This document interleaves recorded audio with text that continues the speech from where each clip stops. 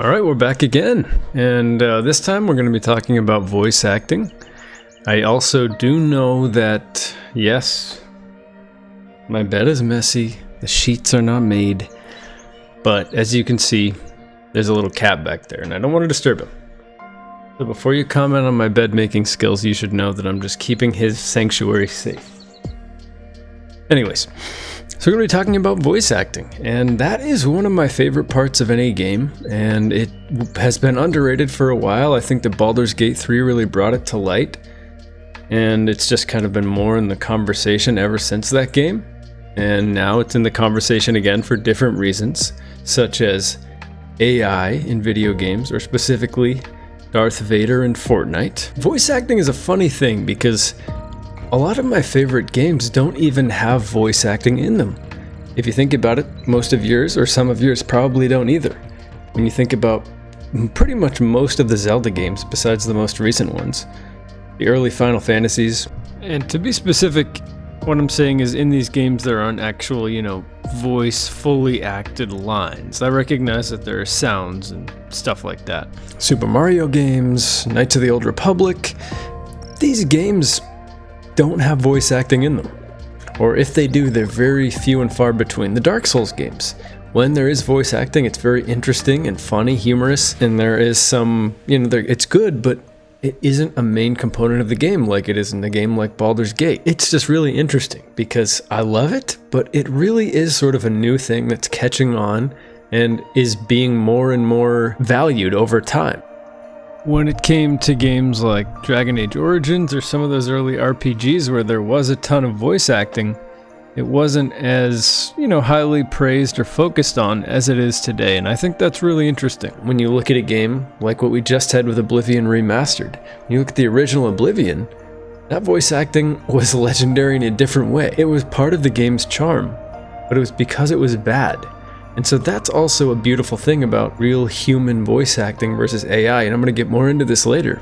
But I want to use that as an early example to kind of point out how it's not all about being perfect when it comes to voice acting. It's about character, it's about uniqueness, and the sort of human weird charm that can only come from having a human element to voice acting. Same thing with writing in video games. That's why you don't want an AI a bot to write the script, because what it comes down to is humans make mistakes, but that's a part of what can make games great. If it's bad writing, it's something we can laugh at. Or if it's really great writing, it's even more impressive because a human did it. If it's an AI or any type of AI writing the scripts for these games, there's no person behind it. There's nothing to be amazed with besides the AI engineer. It's so important that we maintain the humanity in voice acting, the human aspect. Oblivion is an early example in this video of a way that it doesn't even have to be good voice acting. It can be bad voice acting, but nonetheless, it improves and is a fundamental part of games as we know them today. When talking about those older games, I really think that most of them would have been better with voice acting. That's kind of an interesting thing to think about. Kind of an interesting thought experiment is, would these games, these older games, the Zelda games, Mario, Knights of the Old Republic, would they be better with voice acting? It's a fun thought experiment. It'd be a fun video to make. I honestly think that most of them would be better with more voice acting. Absolutely. At the same time, it sort of preserves the mystery in some of these older games. Rather than just sound effects, if there were more conversations being had, if we could hear the Red Lion's voice in Wind Waker, I really think that that could make it more impactful. Of course, there are a lot of other recent games that don't have voice acting either, and that's really not a ding against them. A game like Precedent, which I just played, doesn't have voice acting, but the way they write out the script is so interesting and beautiful. It's sort of on old, kind of a crumpled paper style, and it's as if someone's using an actual ink pen to write it out as the text is coming along. And it's a part of the experience. That might actually be worse with voice acting, because if you're thinking about Pentiment in these old English times, that makes total sense for the text being on parchment. It's creativity, and it's how you use that. So it doesn't have to all be about voice acting either. But my general point here is that most games are better with it, and we should preserve it. The real thing here is that it is in danger though. We need to watch out for voice acting because, as I've said many times before, we the consumer, our voice matters, and what we vote for with our wallets, with our time, with our opinions can change the way the industry is viewing things. And so we have a recent example of voice acting being sort of in danger when it comes to this Darth Vader AI debacle that's going on in Fortnite. Now, Baldur's Gate 3 brought this all to light. It was so cool to see because the voice actors in that game sort of became movie stars. They became people where we knew their names. We knew Neil Newbon's name. Same thing with Ben Starr from Final Fantasy 16. It's something I never even thought we'd see, but these people sort of become the faces behind the games. You think about Christopher Judge from God of War. These things are so cool to see. And it's not to say that the voice acting from the past didn't deserve these. There have been some great ones in the past. But it's cool to see now that that is sort of being recognized. That voice actors today are being recognized for how much they're impacting the game. Sort of what I talked about in my last video, where games really were all about graphics at a certain point in time. You know, gameplay was valued, but now that that sort of graphical peak is not being reached, but the leaps are less than they were. Things are being focused on now, like writing, gameplay, and voice acting. So those things are coming more to light. And we're having moments like we did with Baldur's Gate 3's voice acting. Clair Obscur as well. That's keeping it going. The amazing voice acting in that game. You have Charlie Cox, Ben Starr, Jennifer English, Kirsty Ryder. These people are worth recognizing, and what I love about it, I feel excited to know what is Jennifer English's next game going to be? What is Ben Starr's next game going to be? Because I love hearing them and hearing what kind of an appearance they're going to have. It really is becoming something like an actor is to movies. And that's exciting, but this week we had that Darth Vader AI debacle. There's some misinformation going on around this. The first important thing to note is that James Earl Jones has given creative public license to allow his voice to be used in AI once he's gone, which he is now. It's not as if they're denigrating his estate, you know. This is something that he said he wanted, and that's fine. That's one layer to this where we can just say, okay, fine. They're not actually abusing James Earl Jones's talent, his voice.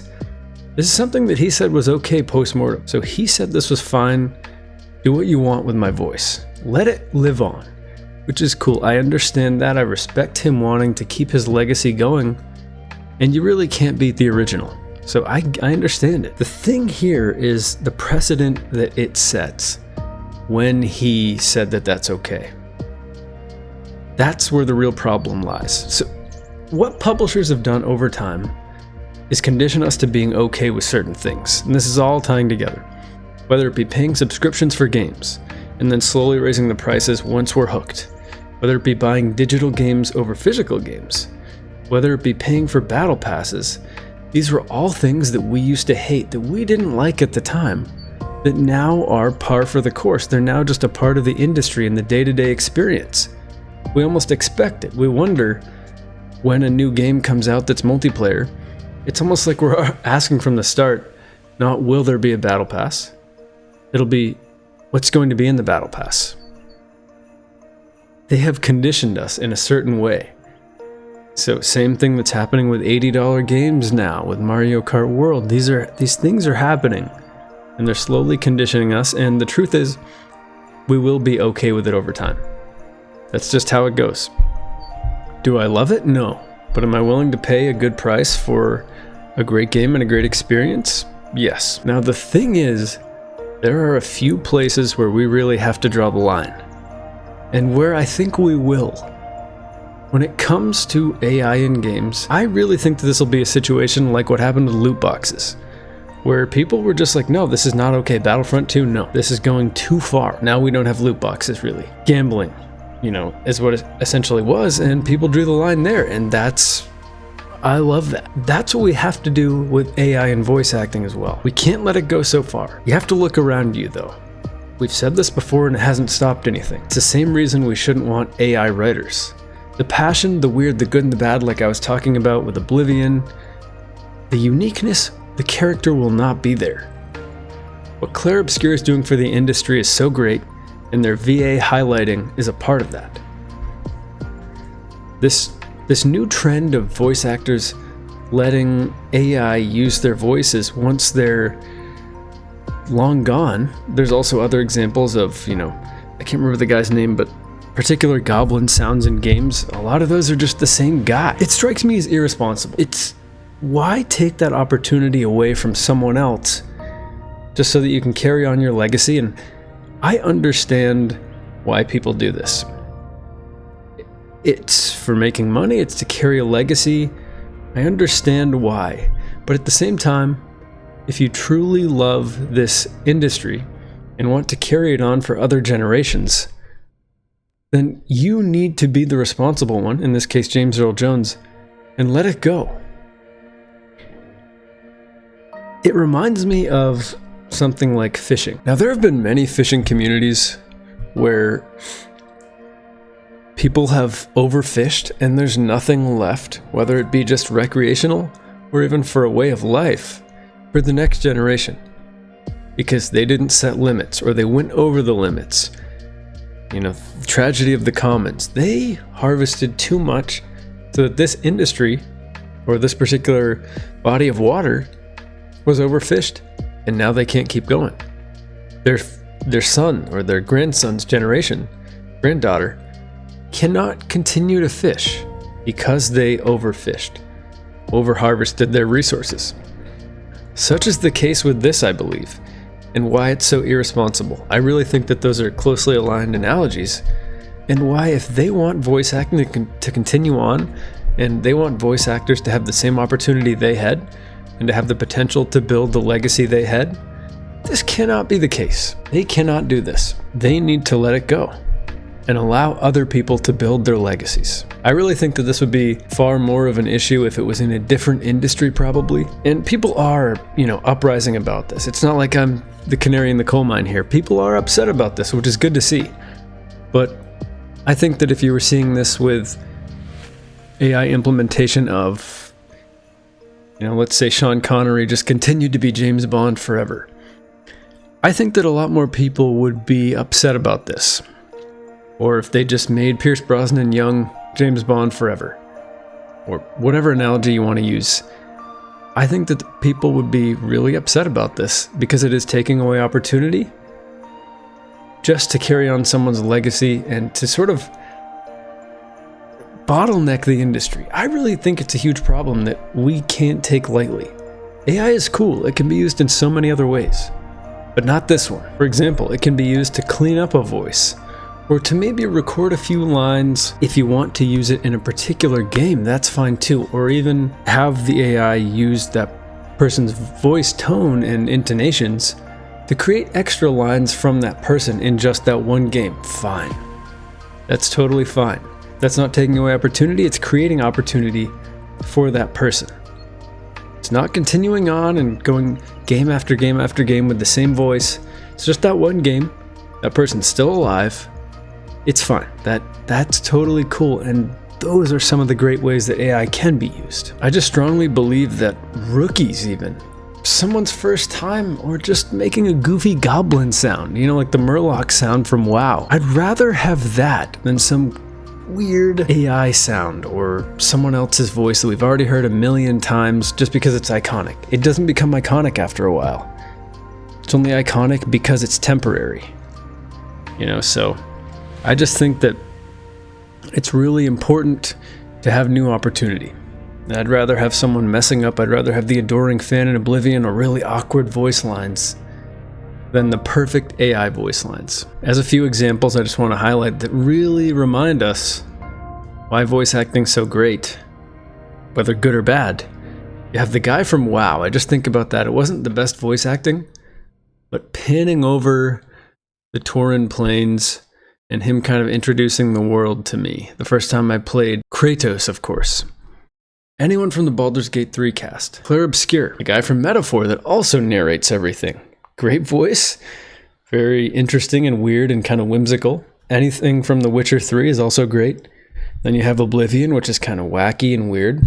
Resident Evil games have weird, wacky voice acting, but it's often fun and really, whether good or bad, brings it to light. Same thing with the new Zelda game with Ganon. Love that little touch. There's so many, I mean, if I were to go on and on and on about voice acting, it could take forever. It's really the little things, and voice acting is one of those in games that come together to create a really special experience. And it's the fact that those are organic. When I think of some of my favorite times from childhood, from just experiencing games, it was sort of a, what the heck did that guy just say? Or, you know, like voice lines in Overwatch, or just anything in Oblivion when you get the old, stop, you're under arrest. Stop, you violated the law, pay your fines now, or whatever they say. It's just like, you know, love that. It makes me laugh. It's a part of the charm. And it's how awkwardly they're delivered, the lines, it's all a part of the experience. We've got to preserve that. Or even the Futsruda guy from Skyrim. It's good stuff. Got to keep it going. Keep voice actors going in business and in gaming. We've just got to keep them, we've got to do our part. That's something that I always talk about on this channel, is us doing our part and just being smart, conscientious consumers. So, thank you for watching. See you next time.